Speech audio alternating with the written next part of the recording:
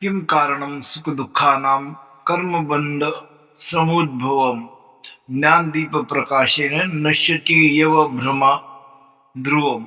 शब्दार्थ किं कारण, काय कारण आहे सुखदुःखानां, सुख आणि दुःखाचे, कर्मबंधात समुद्भवम, कर्मबंधनातून उत्पन्न झालेली, ज्ञानदीप प्रकाशेन, ज्ञानरूपी दीपाच्या प्रकाशाने, नश्यती एव निश्चितच नष्ट होतो, भ्रमा अज्ञानजन्य मिथ्या समज, ध्रुवम निसंशयपणे निश्चित.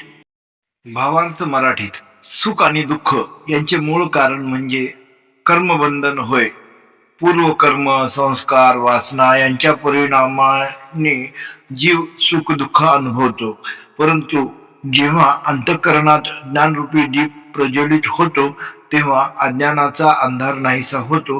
त्याच क्षणी मी करता हा भ्रम तुटतो आणि बंधन सैल होते. मोह म्हणजे आसक्ती, अपेक्षा, माझेपणाची पकड. जे सुख वाटते ते खरे सुख नसते, कारण त्याच्या पाठीशी दुःखाची दरी लपलेली असते.